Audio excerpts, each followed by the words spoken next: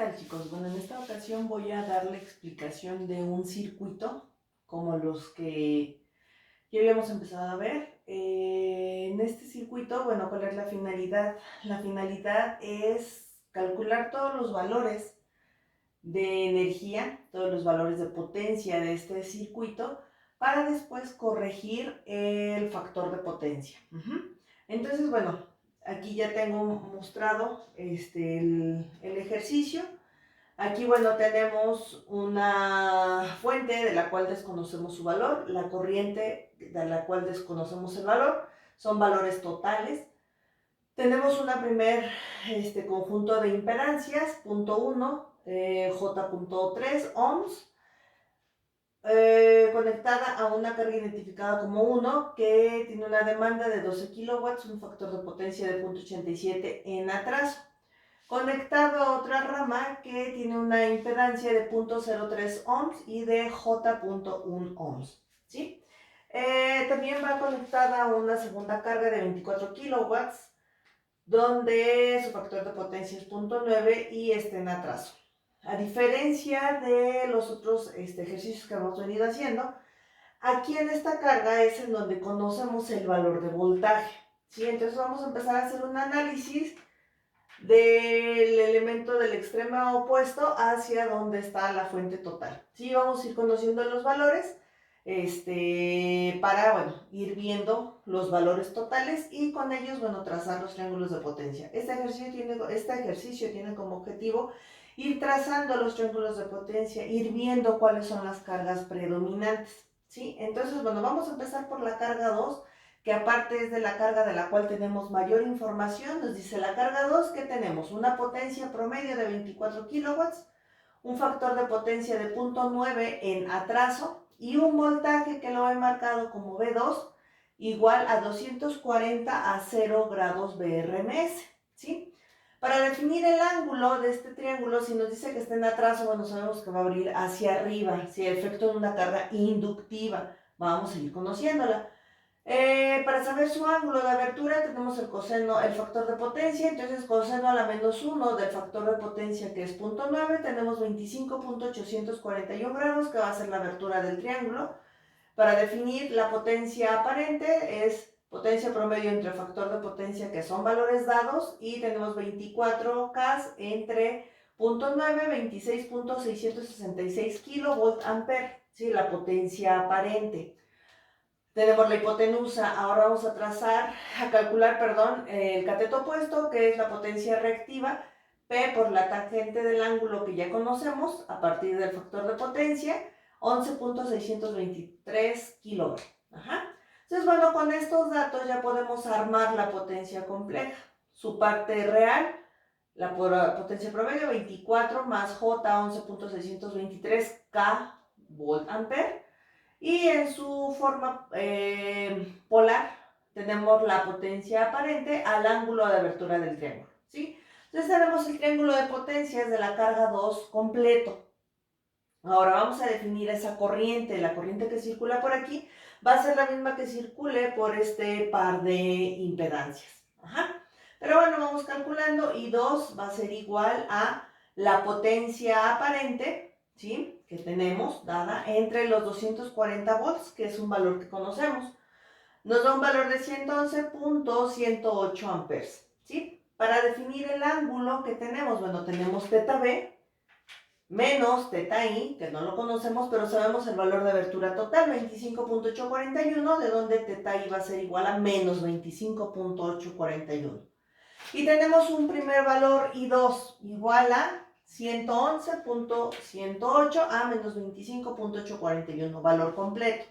Ahora, ¿qué vamos a hacer? Vamos a calcular el voltaje que hay aquí. Lo tomamos como un solo bloque que le he llamado Z2.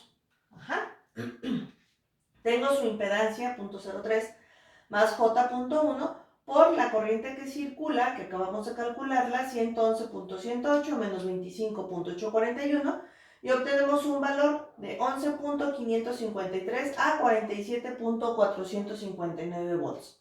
Conocemos este valor ya de la caída en esta impedancia. Sumamos, ¿a qué va a ser B1? B1 le he llamado al voltaje que tendría esta carga identificada como 1. Si a sus extremos, ¿sí?, va a ser la suma del voltaje de Z2 más el voltaje dado de 240 o el voltaje de mi carga 2, ¿sí? Que aquí lo he identificado de esta manera. BZ, aquí está mal, BZ2 más B2, ¿sí?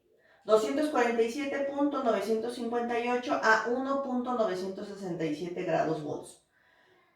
Lo he identificado también en su forma rectangular porque también nos va a servir, ¿sí? Bueno, entonces ya calculamos este voltaje, la suma de estos dos cargas, que va a ser otro dato que vamos a tener como conocido de la carga 1, que ya tenemos de información una potencia promedio real de 12 kilowatts, un factor de potencia de 0.87 también en atraso, a efecto también de una carga inductiva, abre para arriba, ¿sí?